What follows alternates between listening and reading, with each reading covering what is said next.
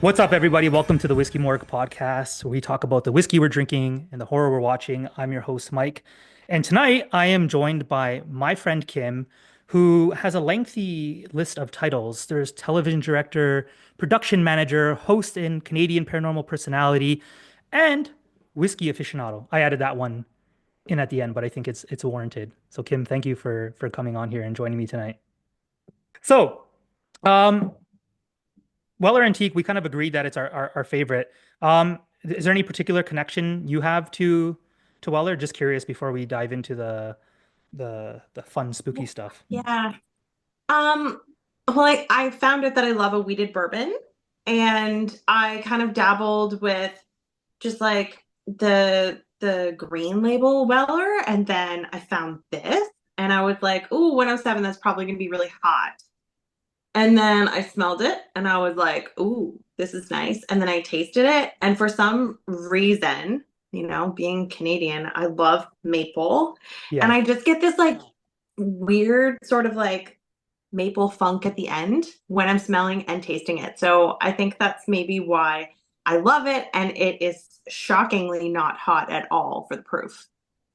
I will take maple. I will take Canadian, and I believe you're the first Canadian guest that I have on here. And like you said, this is a long time coming. And I love that we right away naturally agreed on the whiskey. Antique, I don't know how easy it is for you to get there, but as much as I complain about Ontario, it pops up a few times a year.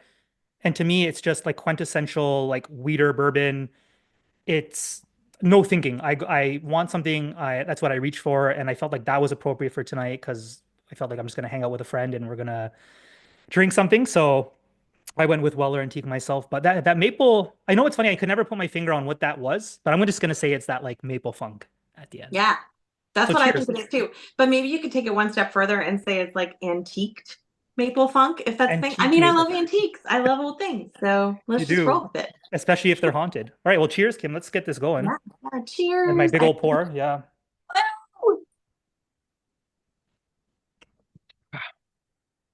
Antiqued maple funk. Beautiful. It's so good. It never disappoints. It is.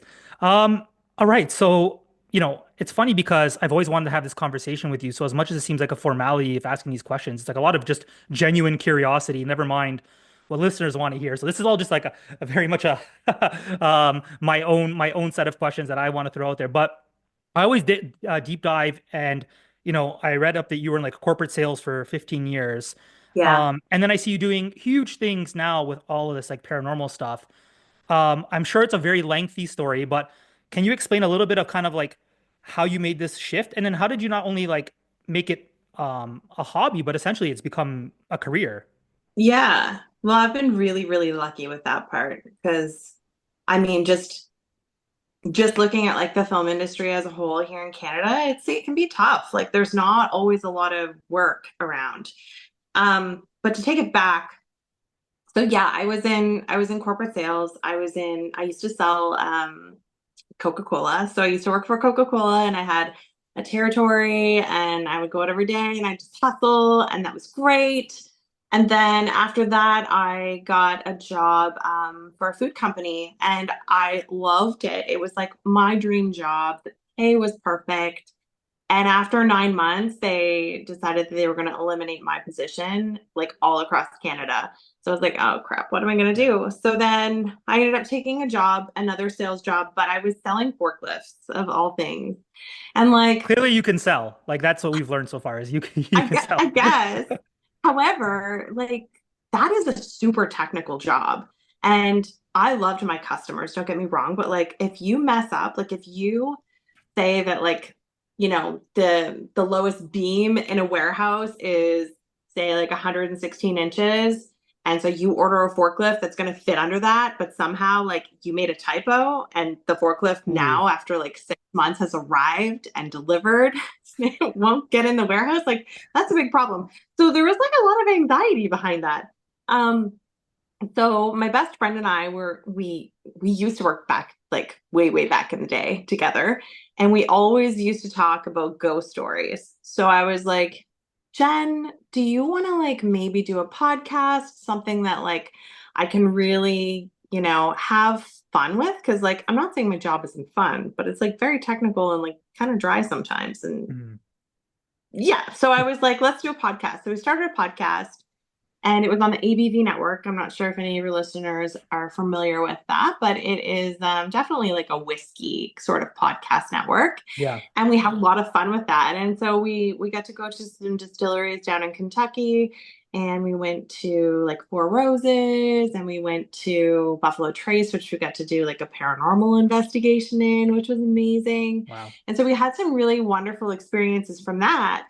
And then when we started to do like a little investigation every now and then, we would record it. And one day, one of my friends was like, "Hey, there's this producer in Nova Scotia, which is where I live, Mm. and he has this haunted TV series. He's looking for some new investigators. You should definitely like reach out." And I was total long shot, right? Yeah. Like I've never been on TV before. So we met with him, my friend Jen and I, we met with him and we got on to season 5. And so, we'd have 13 episodes a season and we would investigate all these amazing locations within Nova Scotia, sometimes in New Brunswick and PEI as well. And before I knew it, I was doing like other things for this producer. So I was working as a production manager, and then it turned out that I was doing some directing as well and some writing, some locations management for some other shows.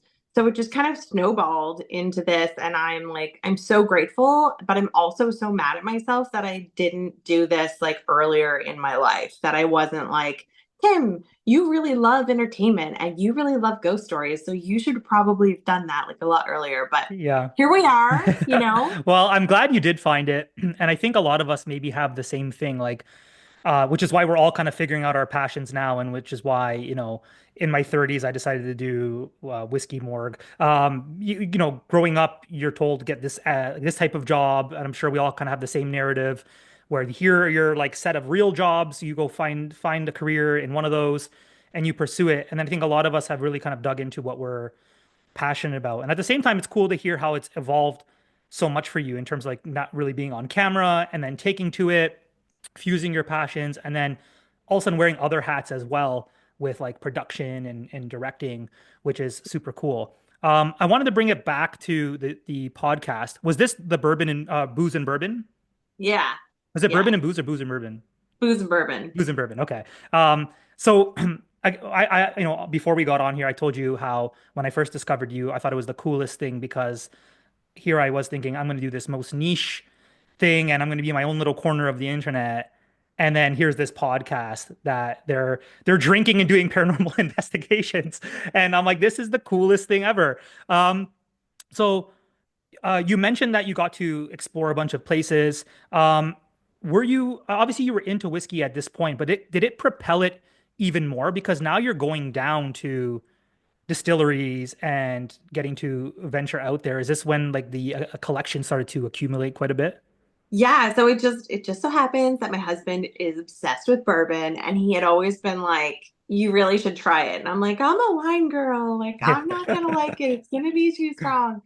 And I guess it was probably about 3, maybe even 4 years before I started the podcast. We were in New Orleans and we were at this one spot. And it just so happens that like I was looking at this list of like, 60 or 70 different bourbons to try. And I just said to the waiter, I was like, "I like wine." And he was like, "Well, why don't you try a bourbon that's finished in like, a wine something?" And Yeah. he's like, "Let me show you Angel's Envy." And I tried it and I was like, "Oh my God, this is my gateway bourbon." Yeah. So obviously like I have progressed and I like things that are a little bit more robust. Mhm. However, Angel's Envy is just one of those things for me. I absolutely do love too. Like I'm not just bourbon. I am obsessed with Angel's Envy rye. Yes. Obsessed. Yes. I think we had a little side chat when I posted it last time and you talked about how much you enjoyed it. I also think it's cool that like um so I always say like my first love was for Four Roses, but I remember early on in it like Angel's Envy had popped out to me. The bottle's beautiful. Yeah. But I think then it was so foreign this idea of like a wine finish and they were like the first to start doing that. And now everyone's finishing something in a wine cask. So Yeah. But we both have our same appreciation for the port finish, the Angel's Envy.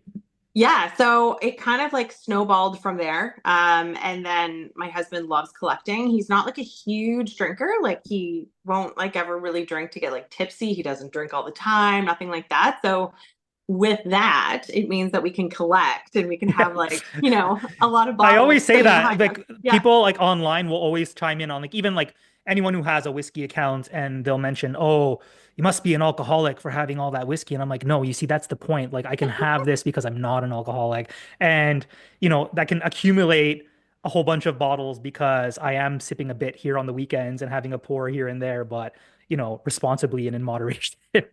absolutely. Yes. Except for when I do podcasts with Kim and she makes me pour the rest of the bottle into the Yeah. I guess sometimes I can be a bad influence. Um, so the paranormal stuff, I think it's so cool because it's been a genuine interest of mine, and I've just never really had like an outlet to. I don't really knew anyone who like worked in it or did anything. Just everyone has their own stories, and I enjoyed some of like my stories. So listening to your podcasts and then kind of seeing some of the video stuff, and especially with the shows, has been really cool. And I figured like to kind of take like our like booze and bourbon kind of moment here. We when we recently connected and decided we're gonna do this, it was because you had posted the Lizzy Borden house and you had just gotten back Mhm. from the Lizzy Borden house. And I think like, when I looked at the list of places you'd been, it was like the Conjuring house, there was like the Fairfield, what's it called? County Infirmary. Like you've Yeah. done all these different cool places. But the Lizzy Borden house is one that I think like even if you're not too into paranormal stuff, like you've heard about it. And full circle, my first episode on this podcast, Dylan of Shanky's Whip, had just visited the house and stayed there with the mannequin. So I thought it'd be cool if we talked a bit about this recent experience, just to get a feel for kind of like what you do, and we can kind of like set this up for like not divulging too much, but then people can go watch the recent episode after this. We'll intrigue them just enough with Yeah. some teasers. Yeah, definitely. Well, like I mean, I knew about Lizzie Borden and I knew about the story, but I didn't know like a lot of the really crazy details that they give you when you go to the house. And like, there was one that always really stuck out to me, and it's like your brain's trying to decide like, is Lizzie guilty? Is Lizzie innocent? And one thing that really, really, really stuck out was that the tour guide's like, yeah. And apparently, when the maid came in after the mother and father had both perished, we'll say, she walked in the front door, and at the top of the stairs, she heard Lizzie, and Lizzie was giggling. And I'm like, that just throws off every single theory that I've ever had about this axe wielding girl. Yeah, Um, so yeah, it's just been like so fascinating. And it's one of those stories that sticks in my head, and I don't know. I'm gonna sound strange. yeah, But I don't know if it's like the spirit or spirits of the house that like won't let me drop it. But yeah. like so I've gone twice, and both times when I come home, it's like I can't stop dreaming about Lizzie and her sister. And it's Hmm. really weird. That's that. And by the way, like that's totally how I got into the paranormal was with my dreams. Hmm. I've always been known to have like really crazy dreams as a kid. Like I would explain my dreams to my mom, and she'd be like, I don't know anybody who dreams more vividly than you. Yeah. Um, but it wasn't until my grandmother passed away when I was like in my early 20s, that I realized that maybe there was something more to like where people go in this dream state. Hmm. So at the time, like my best friend was spending the night, and her boyfriend was over, my boyfriend and I were living together. And I was like, Jen, I'm gonna go to bed. And she's like, yeah, me too. So she went to bed in the guest bedroom. The guy stayed up. That's my cat's tail, by the way. I Um, love. I always so have animals. The more I've been doing this, the more I'm getting like cameos from pets, and I'm all for they it. Like, love it. They're yeah, like, what yeah. are you guys talking about? Yeah. So anyway, I ended up waking up to my boyfriend walking into the bedroom and I was crying. And he was like, "What's wrong?" And I'm like, "I just had a dream about my grandmother and she's gone." Like she told me that she was leaving. She gave me a hug. I could smell her. Like it was so like I felt her embrace. I saw what she was wearing, and she just said, "I'm going now, dear." And I was like, "Okay, bye, Mimi. I love you." And she was like, "I love you too." And then that was it. And he's like, "Well, you just had a really bad dream. Go back to bed." And I was like, "I don't feel like that was just a bad dream." So, of course, first thing in the morning, I wake up to a phone call from my mom, and Wow. she's like, "Mimi, your grandmother, my mother, passed away last night." And I was like, "I know." And she's like, "How do you know?" And I was like, "Well, mom, you know me and my dreams." And she was like, "Are you kidding me?" She's like, "I wish I had a dream like that." And I was like, "I know. I don't know Yeah. why you don't." So anyway, we narrowed it down to the timing, and it was within a 15-minute window that I had the dream and when she passed. Oh So no. that's when I was like, what the heck? There is so much more to this, and like I cannot explain it. So I just started to do as much research as I possibly could, and that's really what got me super fascinated with the paranormal. So back to the Lizzy Borden house. First time I went to the Lizzy Borden house was with my friend Jen and my friend Stacy. And we had all these crazy like electronic things like malfunction. I've never had my iPhone stop recording and just go completely black, but it did in that house. Yeah. Same thing happened to Jen's cell phone. Our GoPros kept shutting down. Like there was no rhyme or reason. And we even had like one of the lights go out in this one particular room. So my friend Chelsea, her and her partner have a YouTube channel called Paranormal Discovery. So I've been on, I think, like 15 episodes with them. So her and I were like, we're gonna film an episode down here for the channel. So I said, we're gonna go to the room where like I had all the crazy malfunctions happen. She's like, all right. So we get there and the tour guide was doing a tour and he was like, "I just want to let you guys know that I've stayed hundreds of times in this house, and this is the one room that I can no longer stay in." And I'm like, Wow. "Okay, Nice. cool, That'll get great. you comfortable, yeah. Yeah, feeling real good."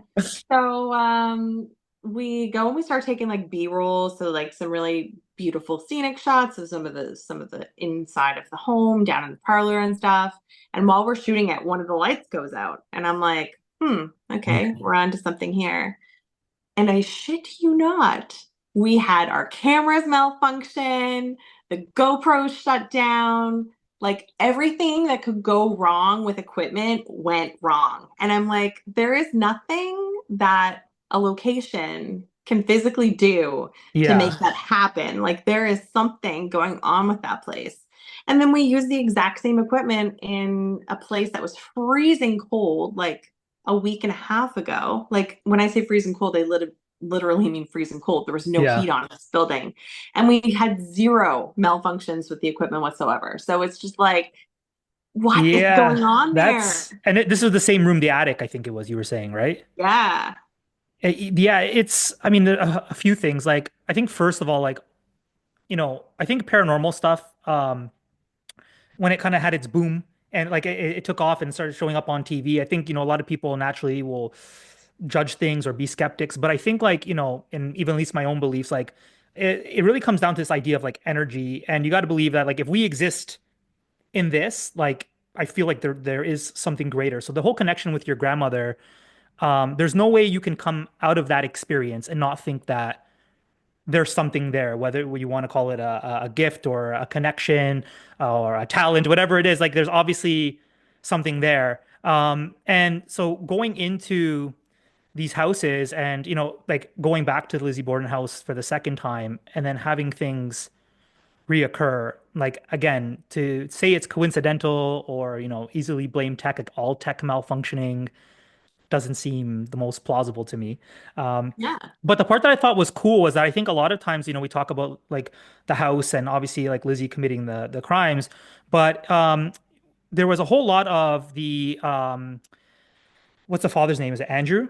Yeah. Yeah, and that's what kind of like creeped me out the most because like in terms of these encounters, you guys kind of picked up that it possibly was Andrew who you were dealing with. Yeah. And like the first time that I went there, I don't know if it was Andrew specifically, but anytime that we brought up the idea of like maybe there being some sort of like sexual assault that happened to Lizzy and her sister within the home, like our devices would go crazy. And then we did know at that time that Andrew Borden was like very stringent on like energy consumption, like food consumption. Like he was really into saving money. So we thought, okay, maybe this is why the lights are being turned off. Maybe this is why like cameras and stuff are being turned off.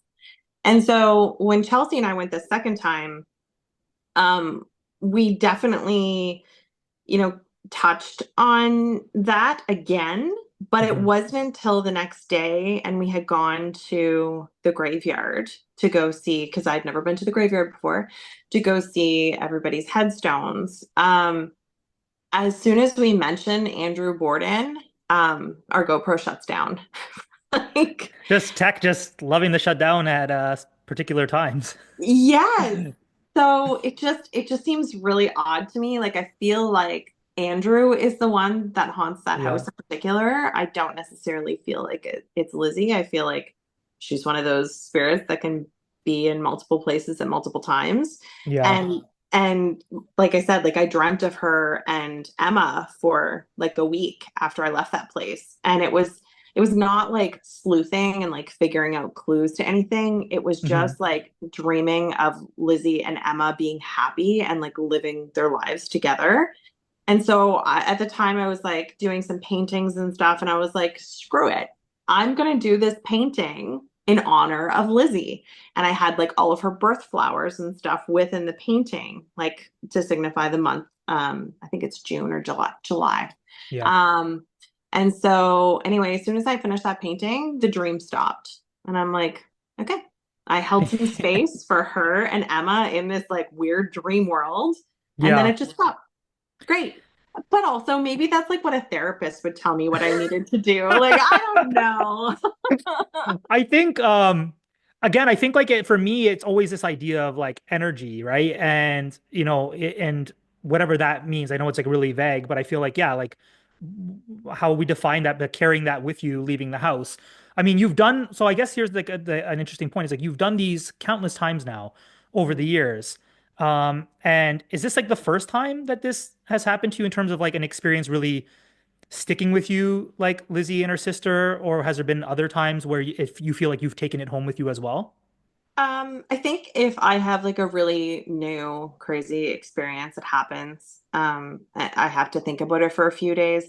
I'm like, I'm not skeptical. I would say I'm critical as an Hmm. investigator. So I really take a lot of the things that happen with like a grain of salt in the moment. Sometimes I'm like totally, totally afraid. However, I will sit with it for a few days and I'll be like, okay, what does this mean? Yeah. But that whole dream thing, that was definitely new after the fact. I have had instances where I have gone in a dream to a house previous to actually even getting there. So there was this one location in Nova Scotia where I had this dream. I was just like very small. I was sitting on the stairs. I was looking out the front door, and the front door kind of like closed and then opened. And when it like opened, I could see what was standing behind the door. And there was this like older gentleman, slick back hair, black vest.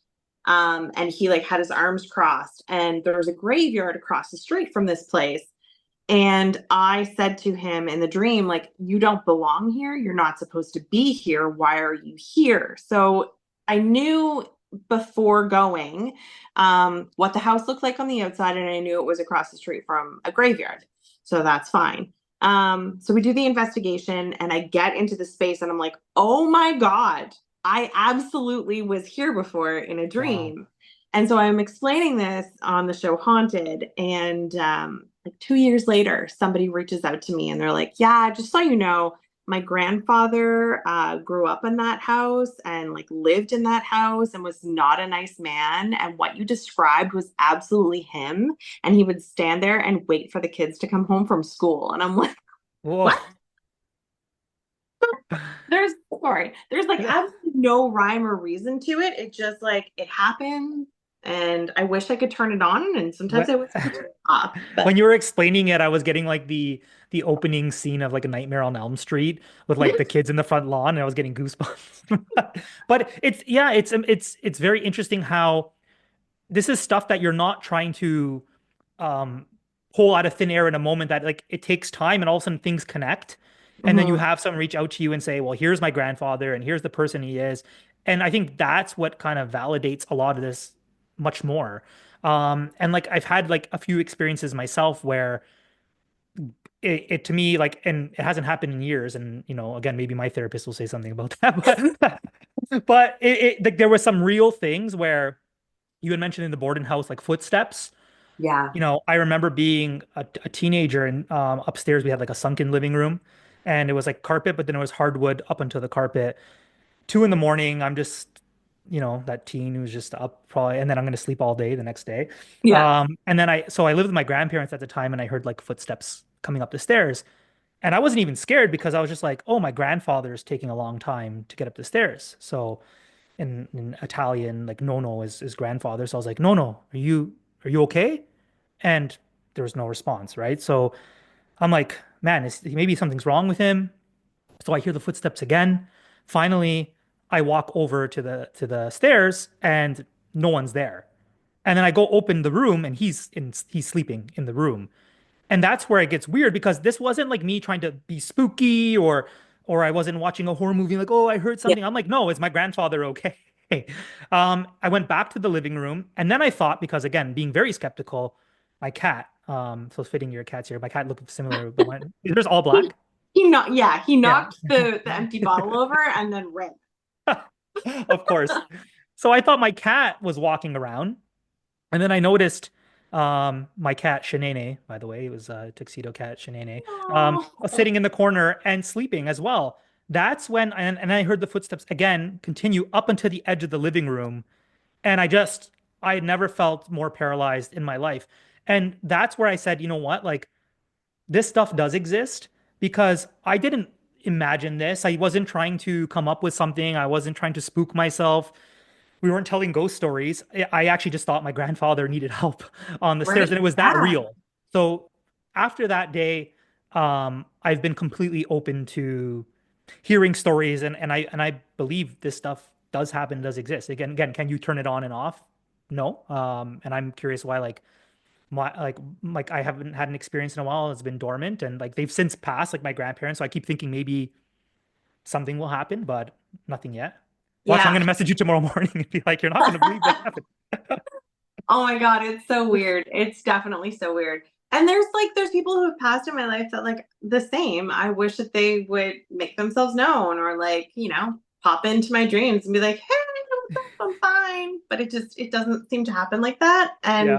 I've even taken mediumship courses to get a little bit more in tune with that. And yeah, there's been like some progression in my waking state, I will say. But like there's and I think a lot of it has to do with like me trusting myself because like where I do criticize a lot of things, I need to like I don't know, maybe I just need to lean into it more. But Yeah. I also don't want people to think I'm the Yeah. You're like towing a fine line. Do you ever yeah. watch programs yourself and kind of you must be I think you must be even more critical than the average person because kind of like or you've either been to these places, you know the technology, you kind of know everything that's at play. So I can imagine you would be even a little bit more critical than the average viewer. Yeah, I think with a lot of the stuff like that we do, there's an element of entertainment to it. I think it would be probably pretty boring for the viewer if it was just like, yeah, we're just gonna watch these bozos set up for 4 hours and then investigate for 8 hours. Like people would Yeah. be like, oh, this is the most boring thing in the world. So like, yeah, I think in certain circumstances, there's personalities out there who really amp it up to make it like a little bit more entertaining. Hmm. But I love authenticity. And I'm so like grateful that the people that I have worked with and my best friend Chelsea and her partner, they're like the most authentic people you can get when it comes to that kind of stuff. Like Yeah. we are all like whether it's been with a group with Haunted or with them on the YouTube channel, it's like we genuinely are obsessed with the topic and will Mhm. like talk about it for hours and hours and hours on a road trip. Like we're Yeah. just gonna deep dive. Yeah. Yeah. Well, I think like even watching some of the videos, it comes across on screen. I'm not just saying that because we're friends and I have to make you feel good about what you do. But like it's true, like it's super genuine. But I do like that you mentioned the history part because I feel like if anything, like if you watch what you guys do, or even like the Lizzy Borden episode, the recent one, I guess last Saturday it came out. Um, it was again, I'm familiar with the story, but how much you two delved into it and just even the sisterly connection and the age gap. And you could tell you've done your research. And it's like anything, I love doing my research when people say, Mike, how do you come up with this for a post? I'm like, if I'm passionate, I want to read everything, I want to research. So even if I watched your episode and nothing crazy happened, I would still watch it because it's so rich in history. It's, it made me like you kind of mentioned like um the father there with Andrew, and I knew that he was kind of off and like controlling, but I was like, yo, dude's a buzzkill. He didn't like any literature, music. Like, yeah, I No. wouldn't have done well in the Borden house. But then yeah, it makes you question like what were those dynamics, right? Like we know the Yeah. surface level stuff, what happened between her and her father. Was there anything else there? So it was cool because I think like dark tourism, I guess is that the proper term? I don't even know if like I think it is. I think like, there's this compelling aspect to it because even if you don't get an encounter with a ghost, you're going there for a reason, whether it's like for self-discovery, for history, for all these different facets that it taps into. So I think it's really cool. And watching your show, like and watching you and Chelsea do your thing is very entertaining and enlightening with a lot of like information and history. So it's definitely worth a watch. And this is me hard plugging the episode because it is really, really good. Thank you. Thank you so much. No, we genuinely love it. We absolutely love it. Um, I find it so odd that like there are people out there that do this that don't dive into the history. And I guess maybe it for me it just goes hand in hand because I do love history and stuff. But like if I'm going to a haunted location, I I love to know the history about it first and foremost. Some people don't, especially if they're like a medium and they want to tap into that kind of stuff. Mhm. But I love going into a spot and like kind of like just standing there and looking at the surroundings. I also love if it still looks like what it did in the 1700s or 1800s. And I'm like, Mhm. I'm standing here when like somebody 200 years ago was standing here. Like I'm seeing what they saw with their eyes. Like what were their emotions? Like what was their life like? Like what were they wearing? Like I just love my brain to go on this like little journey every time I go Yeah. into like an old spot, whether it's haunted or not. That's what I Yeah. love. I had a moment like that. I was in an old hotel, and not I don't even know if it was in Buffalo, and I don't even know if it had any kind of backstory. Didn't really look into it, but I was just kind of standing there, and it was just a really old building, and I thought, how much shit has gone down in this Yeah. very same spot? And again, you want to talk about like traces of people and stories, and it's yeah, you're standing in this same spot that like countless people have, and things played out. So I think like why wouldn't you be so enthralled in kind of deep diving what happened in a space, right? Yeah. Yeah. I love it. Um, What is your like I'm going to ask you a question right now. yeah, of course, yeah, Um what is your like I don't want to say best, but like maybe your favorite haunted location you've ever read about or visited? um, let me think about this one because I feel like there's a All bunch. I've right. watched these shows like time and time again. Um, there was the one in Kentucky, and so this came up, and I started reading about it, and I should know the name off the top, but the was it an old hospital or sanitarium? Waverly Hills. Yes, yes, okay. So, and you've been there, and I First actually, time I ever saw a shadow person was there. really? Yeah. Okay, so I like there's a whole bunch like the Borden house is like there's like I feel like there's like the list that I knew that I saw in a lot of shows and stuff, but that one was kind of new to me where I thought I would like I want to go to Kentucky anyways. It's a good excuse to get Obviously. down there. But yeah, and I've always been interested in especially the old like health facilities and Mhm. hospital sanitariums, all those things because obviously a lot of again like even if you're not looking at necessarily like ghost stuff, like a lot of weird things experiments, treatment of people happen there. So if I go back to like my kind of explanation of like energy, I can only imagine what that feels like, especially if these rooms, some of them like look like they've been untouched or kind of preserved in how they were. So you mean you've been there and you saw a shadow person. And this was the first time, so Mhm. I'm guessing it lived up to everything you thought it would be. Yeah, I'd love to go back. It's like, oof, it's a crazy spot. There's absolutely no lights in the entire facility except for like the stairwell. They have like these like little mini like Christmas lights that illuminate the stairwells. Hmm. But yeah, like the tour guides there are absolutely incredible. They paint the picture so well for you.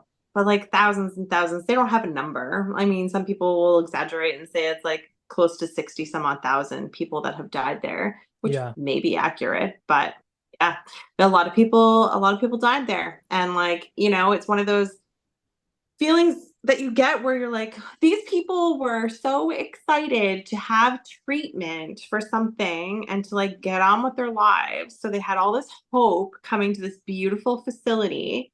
Yeah. And then like everybody around them is dying. And like children were there and they were doing everything they could to make sure that the patients of the hospital or sanatorium didn't see all of the death all the time. So they Yeah. had this death tunnel. So that death tunnel is Oof. crazy disgusting. The I didn't morgue know is about the death there. tunnel. Yeah. Yeah, it's Okay. it's a wild spot, but yeah, the first time I ever saw a shadow person was there, and there was just like a little tiny bit of moonlight coming through the windows, and the hallway kind of went really straight, and then kind of turned a little bit on a diagonal. Yeah. And as far as the eye could see, you're probably looking at like 50 to 60 rooms on either side. And all of a sudden, like the guide is telling you, like, just blink really fast and you're going to start to see them, let your eyes adjust to the light. And like we're on the fourth floor, so there's no like there's no traffic anywhere around there, by the way. But Yeah. there's no traffic lights that you're seeing, like there's no car lights that you're seeing, there's nothing. It's just moonlight. And for some reason, there's like this something that's blocking the light coming into the hallway, and then you're seeing something scatter, like super jittery, like Oof. scatter but really fast, going like back and forth across the hallway. It's wild. And Well, my husband, who also just mhm. like is, I'm not going to say he doesn't believe, but Yeah. he would like to be able to see some of the things that I've seen in the field, so he's like, interested in it. He saw shadow people and he was like, what the hell was that? And I'm like, I don't know, Yeah. honey, what was that? Yeah, it's even more compelling when someone who is like yeah is a little bit more skeptical is like oh shit I just saw something.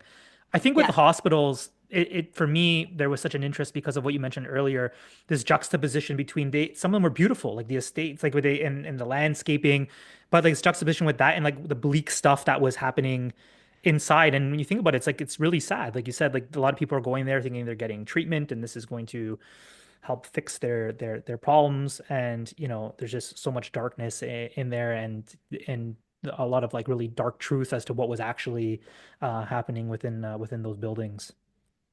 Yeah, it's crazy. So another one on the list, um, and I'm just again I'm trying to like there's a lot of places I'd like to visit, but we'll keep whiskey themed.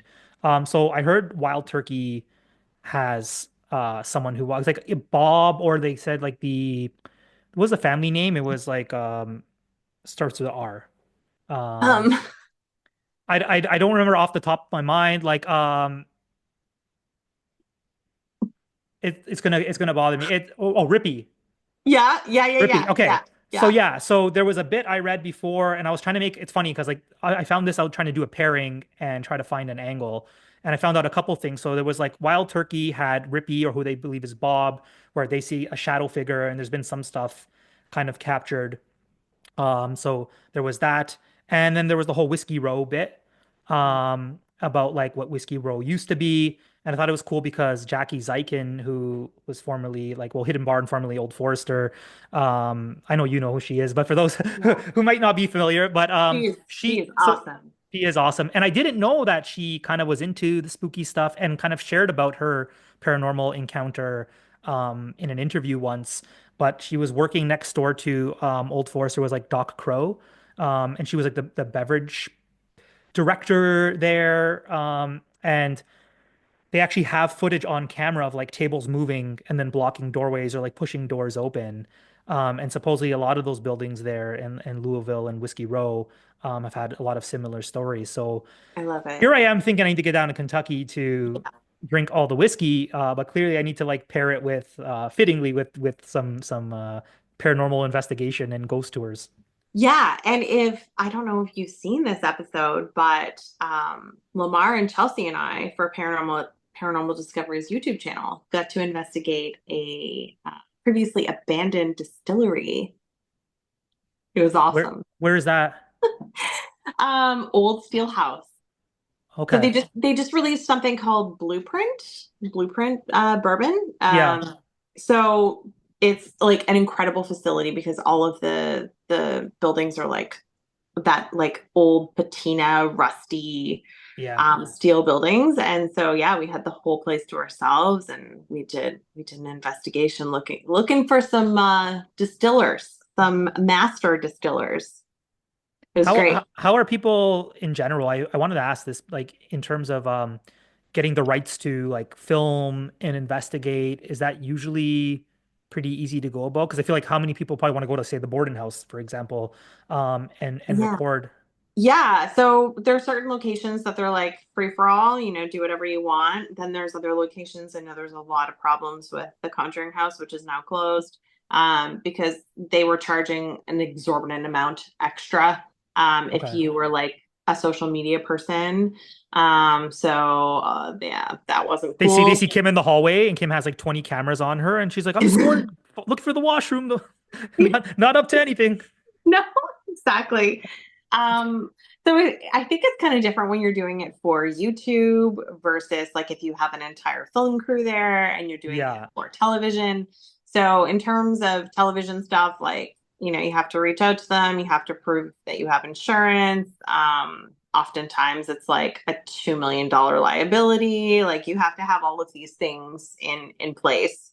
Okay. So it's a lot easier if you're just doing it for social media. But yeah, you always have to ask. You always have to ask if it's okay.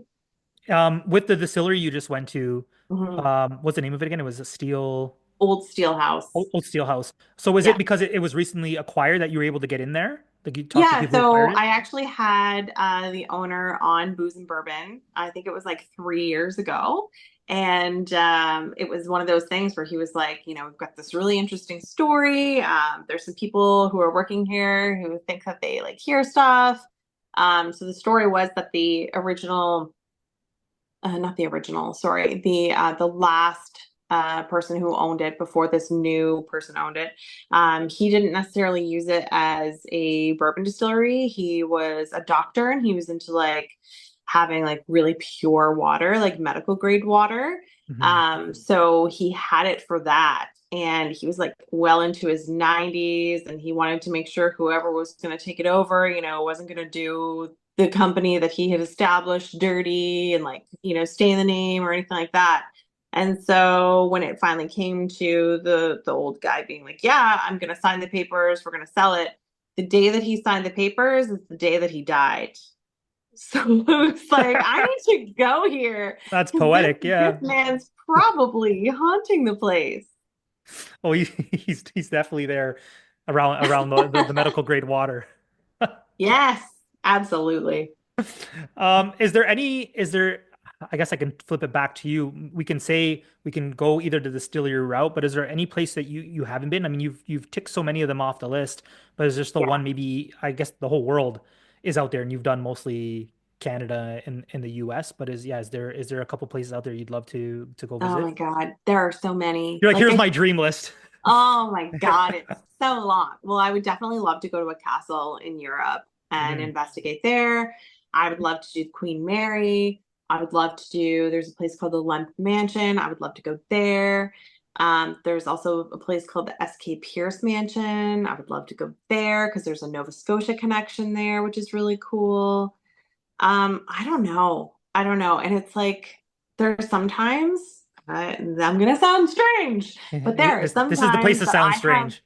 I have dreams about like a hotel and like checking into the hotel and seeing the lobby and then seeing like asking the people at the front desk like is this place haunted, and they'll be like yeah, there's a haunted room here, and me being like it's room number 3, I want room number 3, and they're like okay yeah it's getting cleaned, and I'm like just so excited, and like in my mind I've like seen the map of the USA, and I'm like, I know it's like close to Texas, but it's like not Texas. Maybe it's a little bit north of Texas. So like Okay. I feel like I need to spend time after I have these dreams to be like, does this place actually exist? Because if it does, I need to go. You're slowly dreaming up the ultimate investigation. I think that's that's so awesome. It makes me Yeah. think of like the like even the when we go to like hotels, especially like The Shining. Yes. And the Stanley is one that I'd love to go to in Colorado there. And it's funny, we were going to Palm Springs and I had a stopover in Colorado, but it was like 2 hours.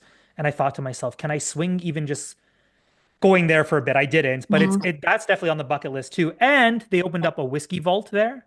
Um, and they have so they do like their own whiskey picks and they'll have some fun with it. So they had like a Jack Daniel's single barrel whiskey pick. And on the side of the bottle, it was engraved over and over like all work, no play makes Jack a dull boy. Stop Yeah, it. and talk about like ultimate bottle to have. I said, I don't like, I know you have some of those gems behind you, but I'm like, I love the searching for BTAC, all those things. But if I can Yes. have a bottle from the Stanley with like a Jack Daniel's bottle engraved and it's like a pick from the hotel, that's like the ultimate bottle in my Oh my collection. God, that would I be keep waiting. amazing. I keep secretly mentioning this in episodes just so that like one day someone's like, "Listen, I live in Colorado and I'm gonna like send you out a bottle and I will pay probably double, triple just throwing it out there just to get this bottle in my hands because What do I we think it's need so to do cool."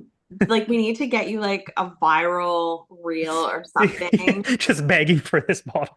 Let's recreate a scene from The Shining and let's see Yeah. how it goes. I'd love this for you. Yeah. Okay. Okay. We're gonna work on this. Yep.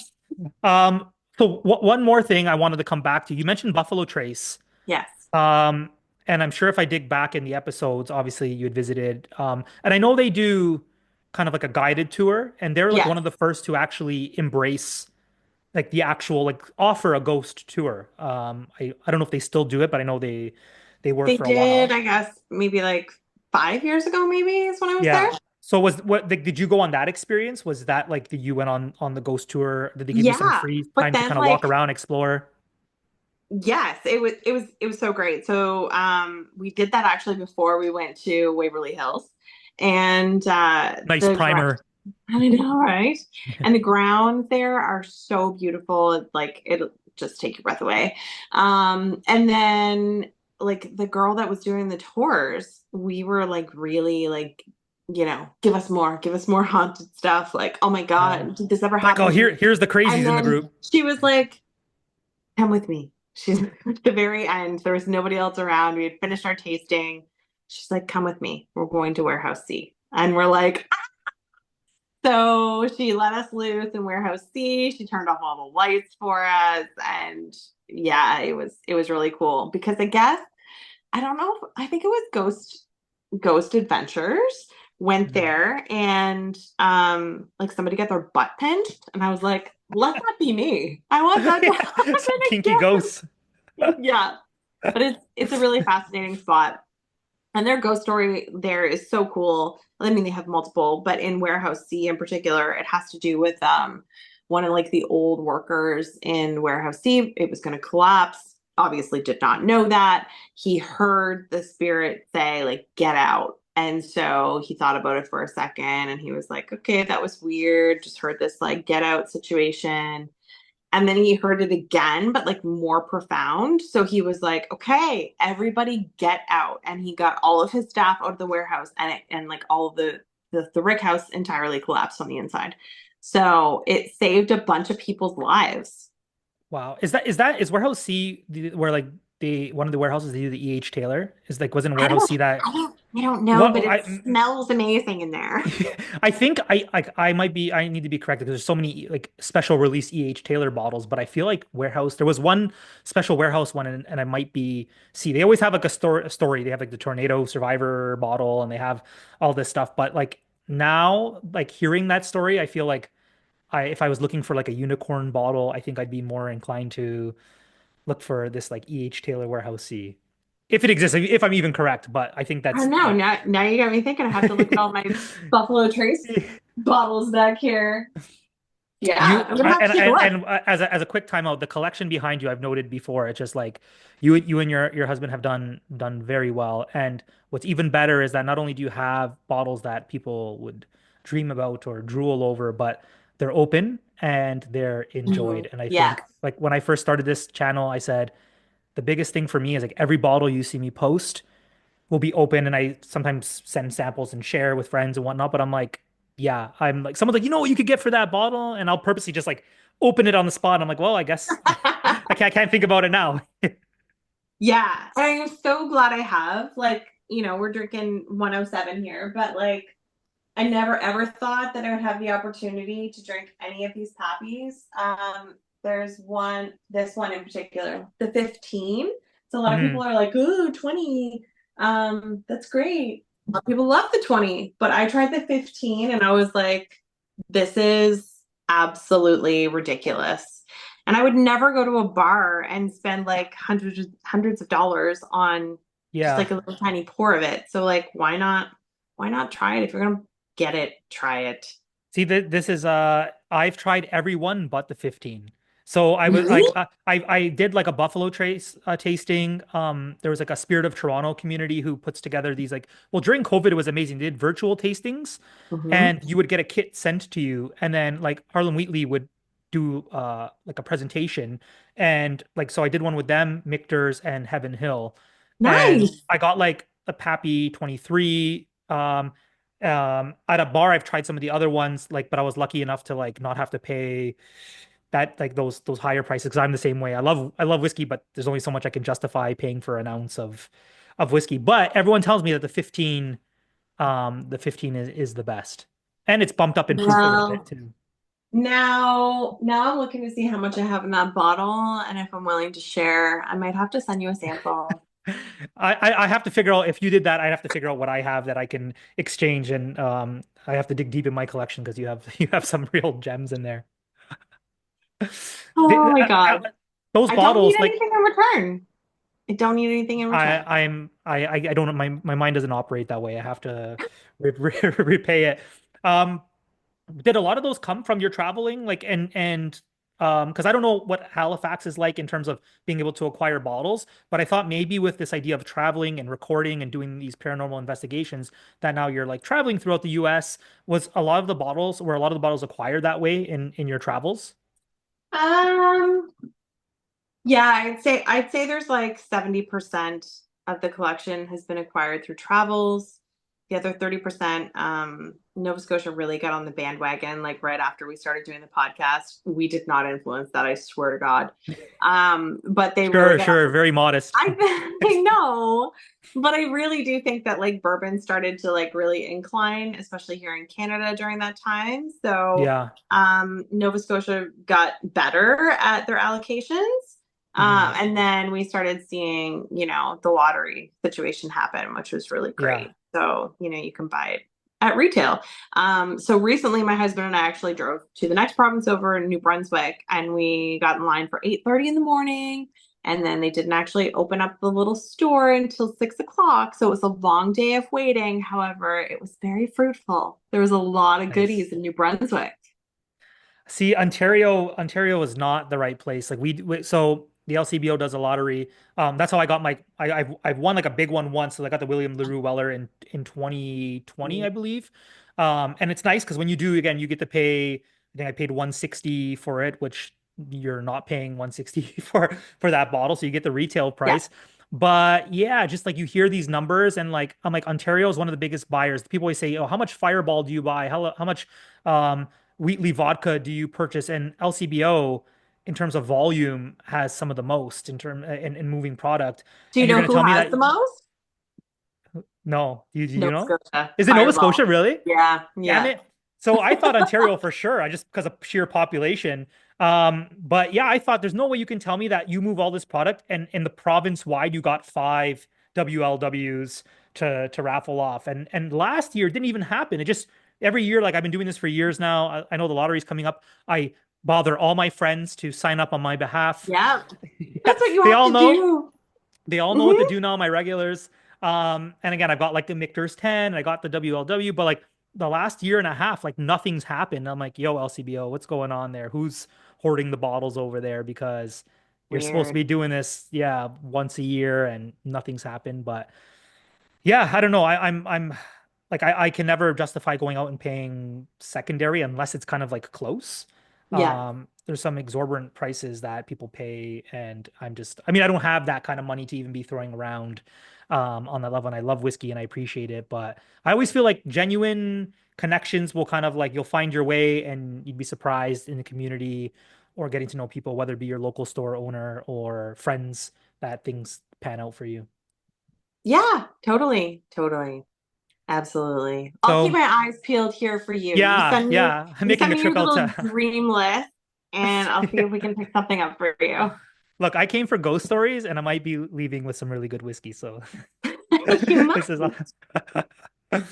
All right. Well, Kim, thank you so much for doing this. I want to turn it to you and kind of give you the floor in terms of anything fun you have coming up, anything that you want to mention. Where can people find you if they want to hear more about what you're doing? I saw you've been hosting like these conventions or like these not even conventions, but Yeah, symposiums. yeah, Yeah. symposiums. Yeah. And I Mhm. think it's really, really cool what you're doing. So yeah, the floor is yours. If where can we find you? What's coming up? Anything fun? Yeah, so there's a couple of things in the works. I have been like hustling to try to get my own television series out there, paranormal wise. So maybe someday I'll get the green light. Who knows? But yeah, I mean, I will always be investigating on YouTube with my best friend Chelsea, and I keep very, very up to date on my Instagram. I try to post every second day or so. So there's always like little reels showcasing some of the places that I've been. My Instagram is Kim's Darker Side, and my website is kimmoser.info. And if you want to watch any of the episodes, you can find them on there. It says full episodes, so you can find everything that I've been doing with Paranormal Discovery on YouTube. And there's also, I think I've posted season 8 of Haunted on there as well. So if you're into like Canadian stuff, Atlantic Canadian stuff, there's some really cool episodes on there. I know I was browsing the YouTube today and I forgot like there was all those cool videos about the objects that you were studying. You brought home haunted objects. So yeah, I mean, go there. The paranormal stuff's cool too, but I really enjoyed those like kind of like one-off videos with a little bit more of like the educational Yeah, uh I haven't done those in a while, and I'd really like to get back to them, especially like now that Christmas break is coming up and might yeah, have a little bit more time. Yeah, I'd love that. that's awesome. Well, again, thank you for doing this. For everyone listening, thank you. Let us know in the comments where should Kim investigate next. If there's something we Mhm. haven't discussed, I'd love to see what pops up in terms of everyone. I feel like whether you do it or not, you've watched these You know what? documentaries. Hmm. I should come to Ontario and we should investigate somewhere together. Yes, 1,000% yes. Okay, Yes. like you let me know when. I'm serious. Like let me know. Okay. I'll be a good host as well, and then Okay. we'll do some investigations. I That's love it. awesome. All right. Absolutely, this needs to happen. So we've knocked one thing off of our bucket list, and now we need to knock the second one off. We're moving on. This is the start to a new journey. I love it. All right, thanks, Kim. I Thank you appreciate it. so much. Bye. Cheers.